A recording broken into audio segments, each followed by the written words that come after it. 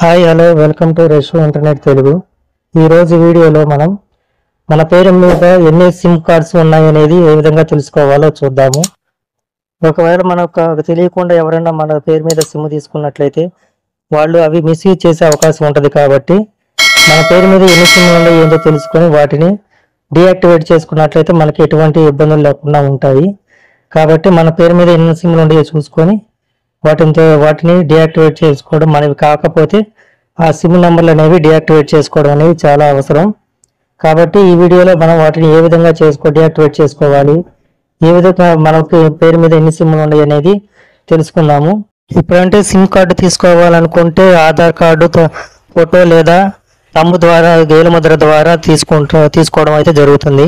కానీ ఒక 5-6 సంవత్సరాల క్రితం మనకు ఆధార్ కార్డు ఓన్లీ జిరాక్స్ ఇస్తే సిమ్ కార్డు అనేది ఇవ్వడం జరుగుతుంది. అయితే ఆ ఆధార్ కార్డు జిరాక్స్ ద్వారా మనకే కాకుండా వేరే వాళ్ళు కూడా తీసుకునే అవకాశం ఉంటుంది. కాబట్టి అలా ఏమైనా ఉన్నాయా లేదా అనేది ఈ వీడియోలో చూపించిన విధంగా అయితే వెబ్సైట్లోకి వెళ్ళి తెలుసుకొనవచ్చు. తద్వారా మనకు మన పేరు మీద ఉన్నటువంటి తెలిసిన సిమ్ములు లేదా తెలియని సిమ్ములు మొత్తం కూడా ఈ వెబ్సైట్లో అయితే మనం తెలుసుకొనవచ్చు. ఈ వీడియోలోకి వెళ్లే ముందు ఫస్ట్ టైం కనుక మీరు మా ఛానల్ని సందర్శిస్తున్నట్లయితే మా ఛానల్ని సబ్స్క్రైబ్ చేసి పక్కన ఉన్న బెల్ ఐకాన్ కొట్టండి. అలాగే ఈ వీడియో లైక్ చేసి షేర్ చేయండి. ఈ వీడియోపై మీ అభిప్రాయాన్ని కామెంట్ రూపంలో తెలియజేయగలరు. అందుకోసం ముందుగా మనము గూగుల్లో TOFCOP అని టైప్ చేయాలి. టైప్ చేశాక మొదటగా వచ్చేటువంటి TIFCOF అని ఉంటుంది, COP అని ఉంది కదా, దాని మీద క్లిక్ చేయాలి.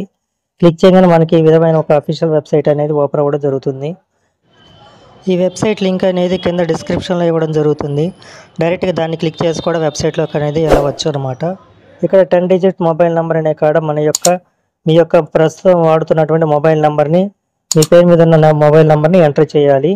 ఎంటర్ చేసి ఇక్కడ ఉన్న క్యాప్చాని ఎంటర్ చేయాలి.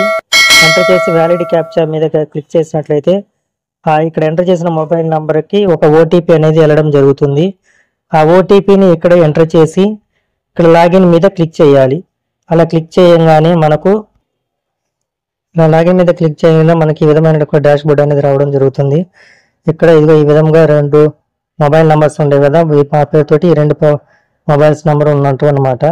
ఒకవేళ ఈ నెంబర్ కనుక మీది కానట్లయితే ఇక్కడ ఉన్న క్లిక్ బాక్స్ మీద క్లిక్ చేసి ఇక్కడ ఆప్షన్ని సెలెక్ట్ చేసి రిపోర్ట్ మీద క్లిక్ చేసినట్లయితే ఈ నెంబర్ అనేది బ్లాక్ అవ్వడం జరుగుతుంది. అయితే ఎమ్మటే బ్లాక్ అవ్వడం జరగదనమాట. కొన్ని రోజుల తర్వాత అది బ్లాక్ అవ్వడం అనేది ఖచ్చితంగా జరుగుతుంది. దీనిని మనం ట్రాక్ కూడా చేసుకోవచ్చు, ఎప్పుడు బ్లాక్ అయిందా ఏందనేది. ఈ విధంగా ఈ 2 నంబర్లు నావే కాబట్టి నేను బ్లాక్ చేయడం లేదు. ఈ విధంగా మనం పేరుతో ఉన్నటువంటి నంబర్లను ఎన్ని నంబర్లు ఉండేవి చూసుకోవచ్చు. అలాగే మనది కాకపోతే దానిని మనం బ్లాక్ కూడా చేసుకొనవచ్చు అనమాట. ఈ వీడియో మీకు ఇన్ఫర్మేటివ్గా ఉన్నట్లయితే నా ఛానల్ని సబ్స్క్రైబ్ చేయండి. అలాగే ఈ వీడియో మీకు నచ్చినట్లయితే లైక్ చేసి షేర్ చేయండి.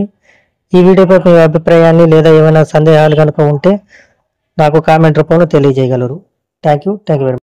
ఈ ప్రాసెస్ అనేది మొబైల్లో కూడా సేమ్ ఇదే విధంగా క్రోమ్ బ్రౌజర్ని ఓపెన్ చేసుకొని చెక్ చేసుకోవచ్చు. దీనికి ఎటువంటి అప్లికేషన్లు అనేవి ఉండవు.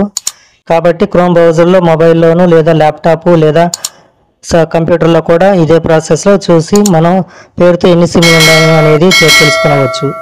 ఫస్ట్ టైం కనుక మీరు మా ఛానల్ని సందర్శిస్తున్నట్లయితే మా ఛానల్ని సబ్స్క్రైబ్ చేసి పక్కన ఉన్న బెల్ ఐకాన్ కొట్టండి. అలాగే ఈ వీడియో లైక్ చేసి షేర్ చేయండి. ఈ వీడియోపై మీ అభిప్రాయాన్ని కామెంట్ రూపంలో తెలియజేయగలరు.